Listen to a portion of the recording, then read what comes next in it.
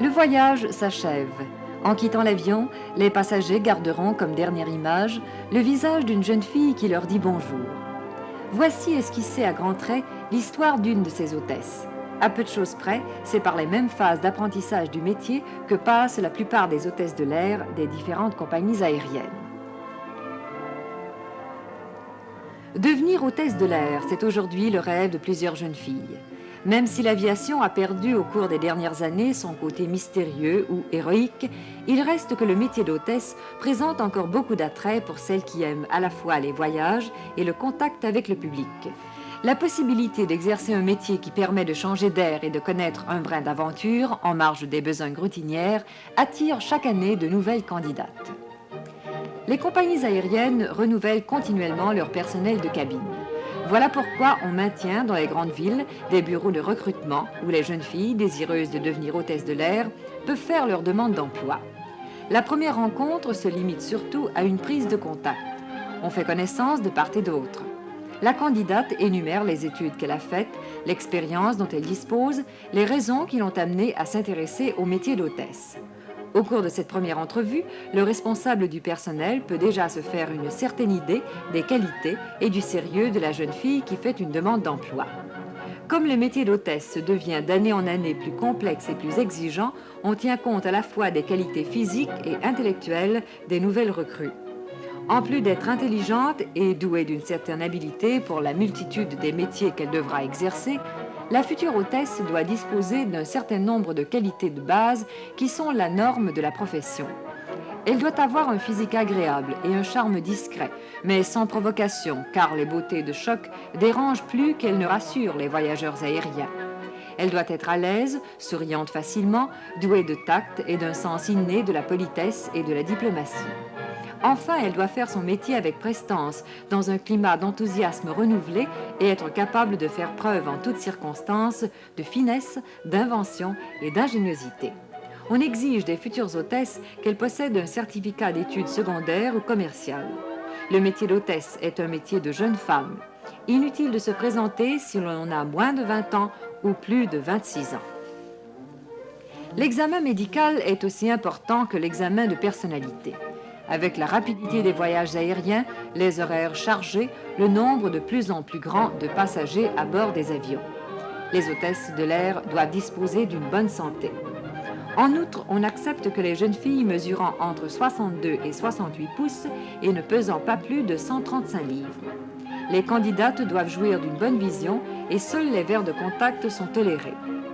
Ajoutons une autre condition essentielle, les candidates doivent être célibataires et le rester sans doute pendant toute la durée de leur emploi. Enfin, on accorde la préférence aux jeunes filles parlant couramment le français et l'anglais. L'usage d'une troisième langue permet plus rapidement l'affectation à une ligne prestigieuse. Au cours d'une deuxième entrevue, la candidate reçoit la réponse officielle à sa demande d'emploi. Si celle-ci est acceptée, commence alors, pour l'apprentie hôtesse, la phase d'apprentissage théorique. Avant de suivre les cours proprement dits, elle devra se familiariser avec les rudiments de son nouveau métier. On lui remet un manuel qu'elle doit étudier avant le début de l'entraînement en groupe. Une fois acceptée, la jeune fille est prise en charge par la compagnie. Pendant toute la durée des cours, celles qui vont devenir hôtesses reçoivent un salaire. En outre, l'hôtel, les repas et le transport entre l'hôtel et l'école sont aux frais de la compagnie aérienne. À différentes périodes de l'année se tiennent des séries de cours intensifs à la fois théoriques et pratiques.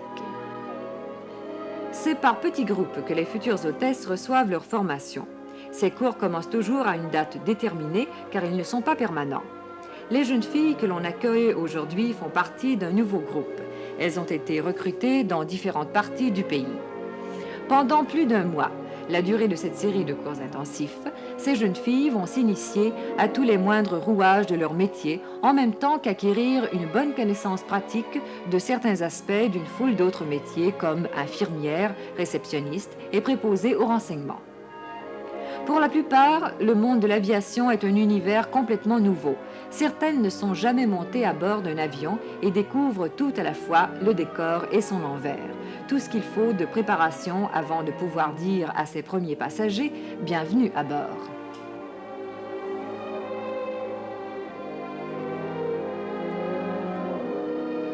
Dès les débuts, les jeunes filles sont informées par la directrice du groupe de ce que l'on attend de l'hôtesse. Les différentes leçons correspondent aux multiples fonctions que l'hôtesse est appelée à remplir au cours d'un vol ordinaire. Ces cours portent sur des sujets aussi variés que l'histoire de l'aviation, la géographie, les escales et les horaires, le soin des bébés, le service à table. Une attention toute spéciale est accordée aux soins médicaux et aux mesures de sécurité à bord des différents types d'avions sur lesquels l'hôtesse aura à travailler.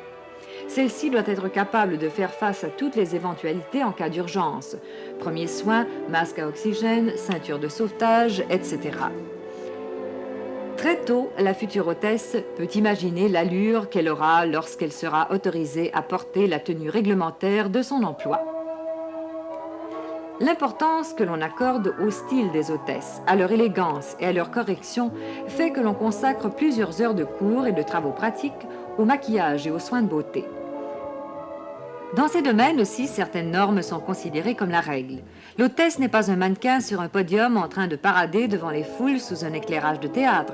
C'est une jeune fille qui travaille et qui ne doit pas attirer l'attention avec des maquillages extravagants ou des coiffures trop sophistiquées. Les jeunes filles apprennent donc à se faire des maquillages qui conviennent à leur travail tout en respectant les dernières tendances de la mode. On les aide à trouver des teintes de rouge à lèvres et de vernis à ongles qui sont à la fois conformes à leur personnalité tout en restant dans la note de discrétion exigée et de nature à mettre en valeur la netteté de leur tenue générale.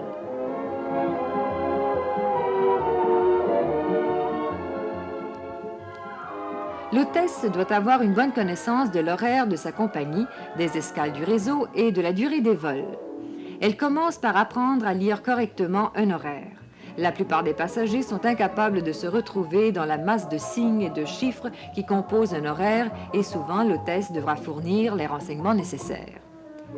Les élèves trouvent dans les différentes salles de cours des montages reproduisant de façon exacte et aux dimensions réelles les diverses parties de la cabine d'un avion dans lesquelles une hôtesse a à travailler. C'est dans cet intérieur d'avion reconstitué qu'on s'entraîne, par exemple, à accueillir les passagers et à les diriger vers leur siège.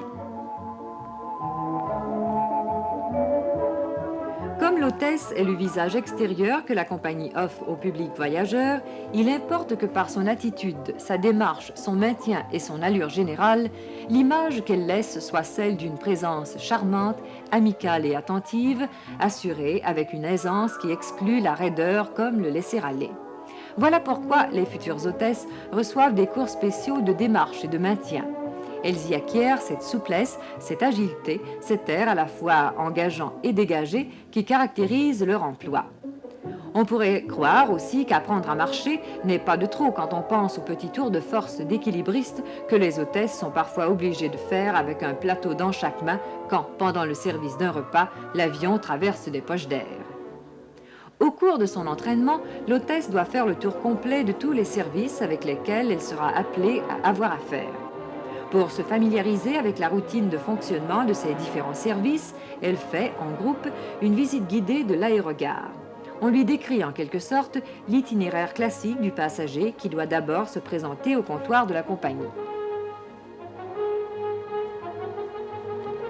Puis vient le contrôle des bagages, la pesée et l'établissement de billets spéciaux. L'hôtesse doit être en mesure d'identifier ces billets et à l'occasion d'expliquer aux voyageurs les procédures à suivre pour récupérer leurs bagages.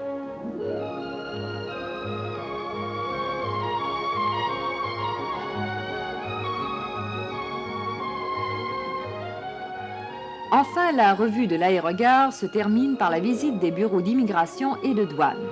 L'hôtesse elle-même aura souvent l'occasion au cours de ses voyages de passer à travers de telles barrières, mais elle devra aussi parfois renseigner les passagers sur les différentes formalités officielles.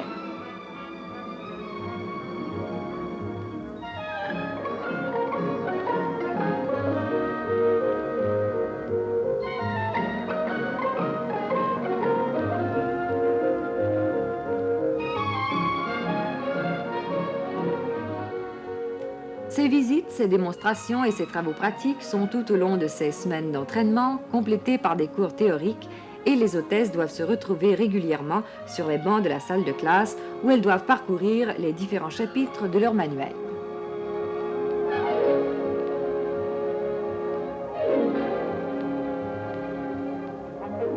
À la fin de chaque journée, un autobus transporte le groupe des stagiaires de l'école à leur hôtel où elles sont logées pour toute la durée du cours. Habituellement, les cours qui commencent à 9 h le matin se terminent à 5 h tous les jours et se déroulent du lundi matin au vendredi soir.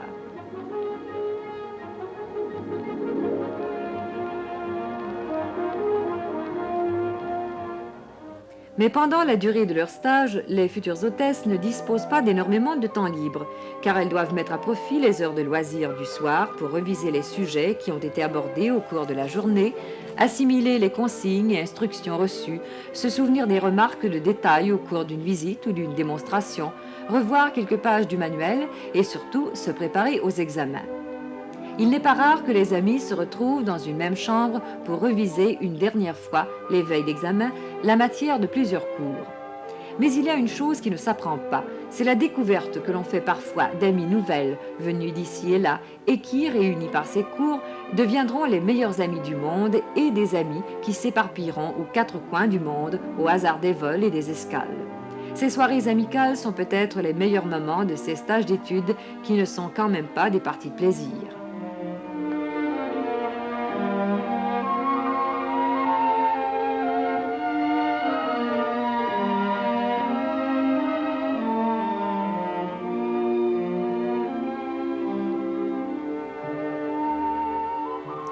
Car il y a les examens.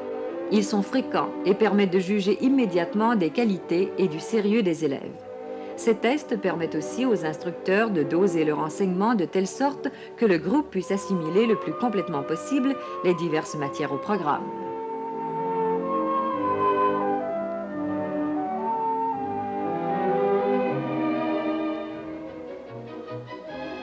Mais il y a différentes tâches qui ne s'apprennent pas dans les livres. Il faut, comme on dit, mettre véritablement la main à la pâte. Pour le service des repas, c'est bien sûr une façon imagée de parler, car on sait que sur les avions, tous les repas sont préparés d'avance et conservés dans des réchauds ou des armoires froides dans la partie de l'avion qui sert d'office. Mais il reste que les hôtesses doivent apprendre d'abord à se débrouiller rapidement dans un espace relativement restreint, à savoir où se trouvent les différentes choses pour ne pas avoir à chercher à tout moment où sont rangés le sucre ou le café et à tirer le meilleur parti possible d'un temps de vol qui se raccourcit d'année en année de plus en plus. Quand on sait que sur certains avions, les hôtesses doivent servir parfois plus de 125 repas dans un peu moins d'une heure, on se rend compte qu'alors la rapidité, l'efficacité et la bonne humeur sont de toute première nécessité. Le service des repas lui-même demande aussi un certain entraînement.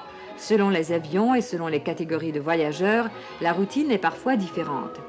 Ainsi, en classe touriste ou économique, tout le repas est préparé d'avance sur un plateau, mais en première classe, chaque plat fait l'objet d'un service différent. L'hôtesse doit savoir en outre, dans certains cas, préparer et servir les boissons. Avant chaque vol, le personnel au sol vérifie les titres de passage des voyageurs. L'hôtesse doit cependant être capable de lire un billet, de comprendre toutes les indications pertinentes qui y figurent et de donner, par exemple, les renseignements nécessaires aux voyageurs en transit. Avant chaque vol, l'hôtesse voit à préparer tout ce qui doit aller à bord de l'avion, journaux et revues, nécessaires pour bébé, médicaments, etc.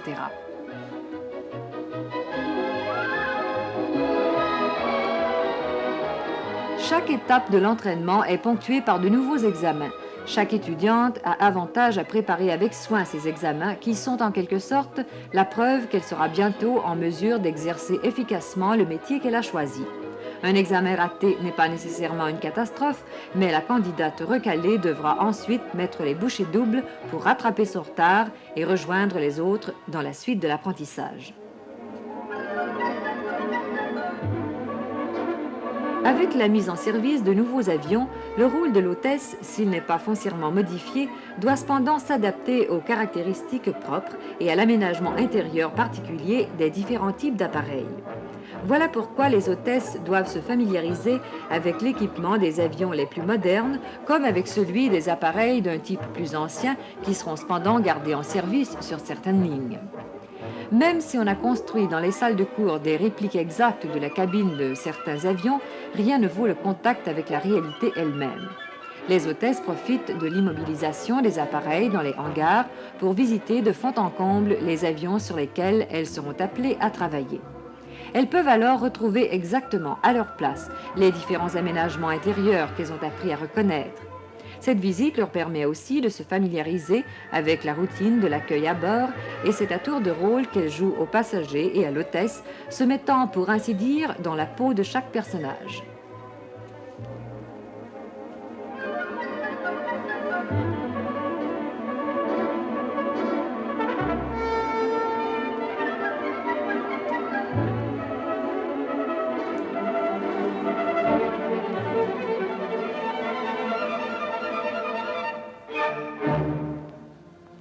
Les bébés sont des voyageurs délicats qui requièrent un peu plus d'attention. Aussi, les hôtesses reçoivent-elles un entraînement particulier sur les soins à donner aux bébés. Elles doivent conduire à bord, avant tous les autres passagers, les mères accompagnées d'enfants en bas âge, les aider à monter dans l'avion, les installer confortablement et voir en même temps au bien-être de la mère et de son enfant. L'hôtesse doit être en mesure de donner aux jeunes enfants le moyen de se divertir sans ennuyer ou sans incommoder les autres passagers.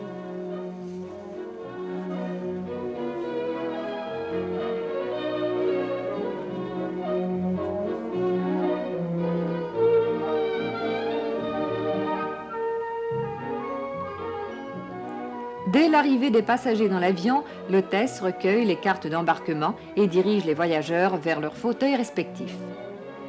Quand toutes ces manœuvres ont été convenablement maîtrisées au cours des exercices au sol, un vol d'initiation permet aux jeunes filles de mettre en pratique leurs connaissances. Cette fois, le vol se déroule en tout point comme un vol normal et les hôtesses doivent jouer leur rôle dans tous les détails. La seule différence réside dans le fait que les voyageurs réels sont remplacés par des camarades peut-être plus exigeantes et douées d'un sens critique sans doute plus aguerri que celui de la moyenne des passagers.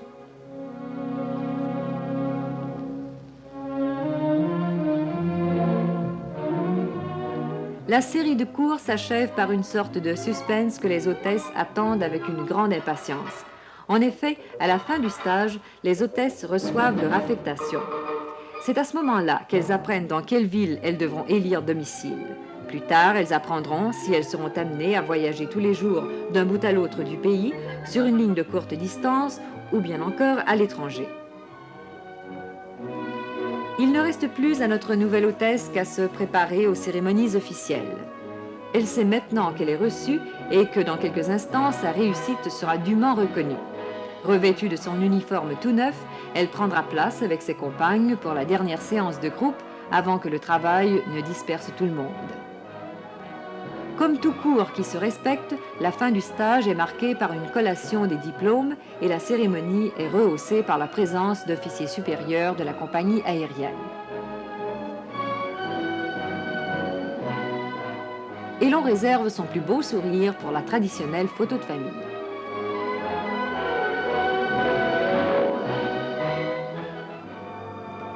Cette fois, ce n'est plus un départ simulé, mais un véritable voyage, et notre hôtesse n'a plus derrière elle le contrôle et les conseils des instructeurs. Elle est devenue un membre important de l'équipage. Ce ne sont plus des camarades qui sont à bord, mais des passagers bien réels qu'elle doit servir avec toute la courtoisie et le tact nécessaires. C'est maintenant qu'elle met en pratique toutes les leçons reçues. Au cours de son entraînement, elle a appris à voir au moindre détail, s'occuper des manteaux, des chapeaux et des autres effets personnels, offrir aimablement des revues, des journaux, une couverture ou un oreiller, faire une démonstration des appareils d'oxygène, voir à l'aération et au chauffage de la cabine, venir en aide aux passagers qui pourraient se sentir indisposés et donner en tout temps aux passagers l'assurance que l'on veille à leur bien-être pendant toute la durée du vol. Mais le service des repas occupe en outre une bonne partie de leur énergie, et surtout lorsqu'il s'agit des passagers de première classe. Il faut que ce service de table se déroule dans une atmosphère de détente et de luxe, semblable à celui d'un grand restaurant.